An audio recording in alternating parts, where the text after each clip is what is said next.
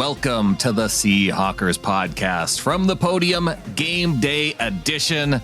I'm Brandon Schultz. If this is your first time tuning into a Game Day episode, we like to go back throughout the week and pick out some of the quotes that we heard from players and coaches on the podium. And we usually end with injury updates, but to begin this pregame episode, let's hear from head coach Pete Carroll provide an update on two members of the secondary engaged in long-term recovery, starting with safety Jamal Adams. The surgery went well, and he's resting at home, going to be there for a while to begin his rehab. But everybody sounds pleased that it worked out okay. Next up is an update on second-year cornerback Trey Brown. He's still working. He's here working out every day, trying to get right. He's not close right now. He's not running full speed yet. So he's working out and doing a lot of strength work and all the stuff with the trainers and all that, but he's not ready yet. And although he is healthy, one of the other Seahawks from Brown's class is seeing the field only slightly more than Brown right now. I, of course, am referring to wide receiver Eskridge. It's just taking time. It's just taking time to get him comfortable where he's really consistent with his stuff. He's got to learn, our stuff, and he's getting there. He's working hard at it. He's just missed so much time. It's still he's in a rookie process to me, and I hate to put him into a rookie year again, but I see it that way. It's going to take him some time, and we want him playing, we want him out there. He's got talent that we need to utilize, but he's a case of a guy when I don't want to do too much too early and get him screwed up, and so we're just trying to bring him along, and he's ready to. He's dying to play more. Another player who appears to be in a bit of a slump at the moment is pass rusher Daryl Taylor. He's learning. I think as we're adjusting, in this early part of the season, we're trying to figure out how best to use our guys, and proportionally rushing versus playing on early downs and stuff like that. So we're working at that.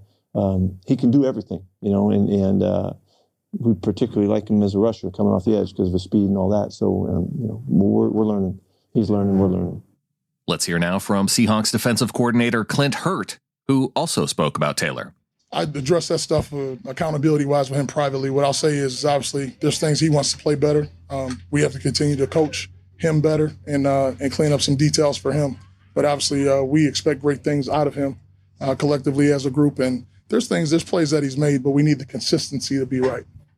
And as we look ahead to today's Falcons game, here were Coach Hurtt's comments on Atlanta's offense. You got another really good, running quarterback. And all the zone read options and schemes and things like that they have. And Patterson is a hell of a player. He's explosive, fast, runs really, really hard. So he has kind of rejuvenated himself. He's one of the greatest returners of all time. But him in the backfield has been pretty dangerous. Kyle Pitts, they have some weapons on the perimeter, things like that. So they do a nice job offensively. They've had the opportunity to win both their first two games. So I have a lot of respect for them. One key for the Seahawks today will be stopping the Falcons' run game, according to Coach Carroll. Yeah, we certainly have to attend to that. They've looked really good. The running backs have looked good. The quarterback has been a big factor already. They've really transitioned quickly to Marcus being in there and shifted the emphasis where he's a big part of the run game too. He's averaging almost 5 yards a carry. So that's always a difficult deal, for us. It always is because they run option football. So we got to take care of that. Quarterback Marcus Mariota figures to be a part of the Falcons' plan on the ground. I've always liked him. I've always liked his athleticism and his running ability, and he's always been able to do a little bit of everything well. He's been able to throw the ball too. He kind of got mired in a backup role. He looks like a starter to me. He's back at it and he's doing great. What you see is he's still a real threat to run the football. He's really fast and he plays fast and he's got a good attitude about it. He's aggressive with the way he takes off and runs and they get vulnerable there, but still he's making the most of his opportunities. I think the way that they have shown it in the first couple of weeks, it really plays to his strengths. That's why I say that coach has done a nice job of transitioning, from a totally different makeup of a quarterback, and right immediately it showed up that they were able to take advantage of what Marcus can do.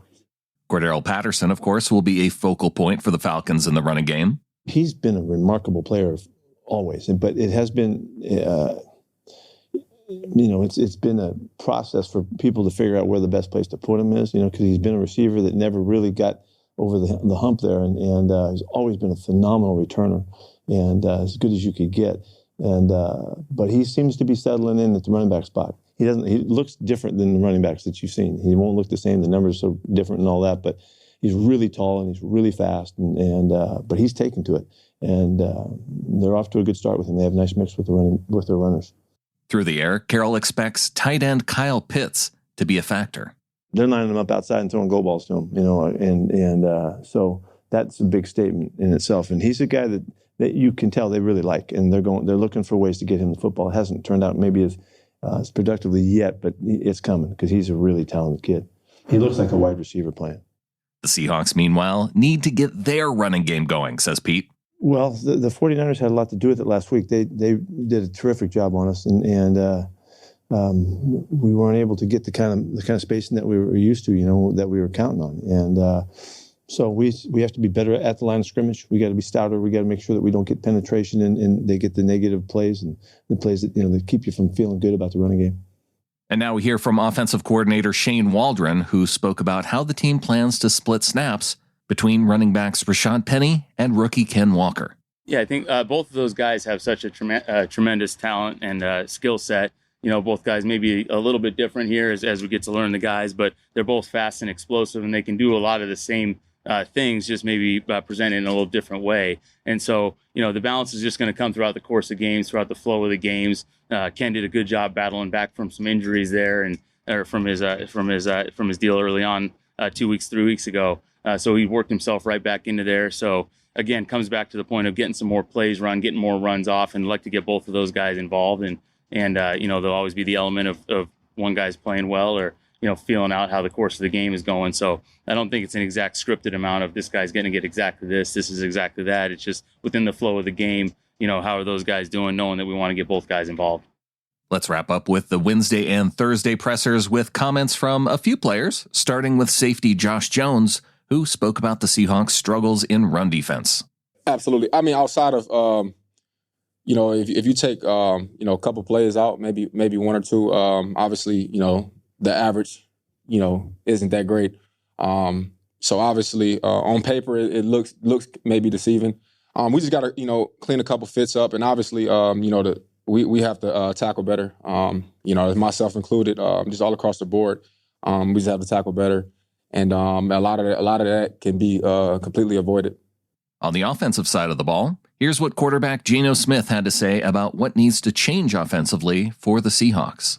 We need to score. Keep drives alive, get more plays, more opportunities, and, just finish drives for the most part. Next up, wide receiver DK Metcalf's thoughts on the Falcons' defense. Well, I know they have, a pretty good, strong O-line, and their back end is, pretty savvy. I know A.J. Terrell is a good corner. Their linebackers, I know they had Deion Jones last year. He's gone, so replaced him with Rashaan Evans from the Titans. I know he's a downhill striker, as a linebacker. So they have some good key components on their defense. They like to play together on the back end and, throw a lot of different looks at you to try to confuse the offense. So, we'll see how we take that, during the week. Let's end these pressers on a good note with cornerback Tariq Woolen's comments on whether or not he's a good fit with the defensive field goal unit. Oh, yeah.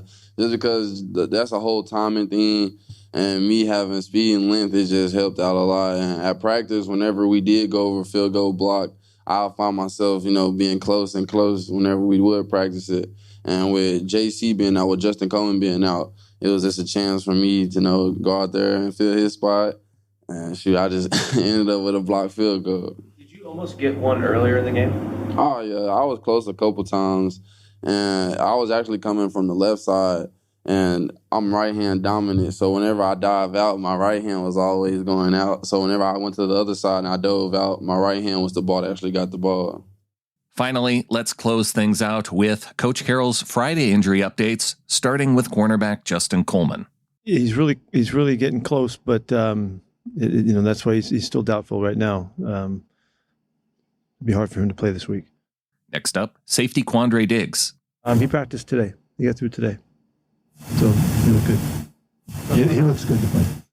Lastly, here's the news about left guard Damien Lewis. He was uncomfortable over the weekend, coming out of the weekend, and we weren't sure, but he bounced right back. Yesterday he got some work in. Today he did all the stuff, and I don't think it's bothering him at all. I think he's ready to go. And center Austin Blythe. Shoulder just got sore, and so we backed him off. He made it through today, and it looks like he's ready to go.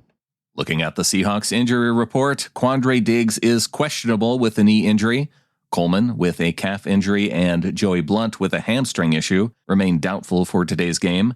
And the Seahawks do have one player out. It is defensive lineman Shelby Harris, who is out due to both a personal matter and a glute injury. So we're going to be seeing Miles Adams taking Harris's place in this game. Looking forward to that. The Falcons, they have one player out, guard Elijah Wilkinson, who's going to miss the game due to a personal issue. That's it for today's show. Thanks to Wilson Kahn for helping to produce this episode. Follow him out on Twitter at Wilson_Kahn, C-O-N-N.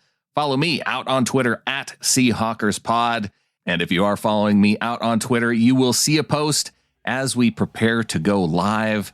Adam is not working this weekend, so he is set to join me after the game so we can recap this game against the Atlanta Falcons.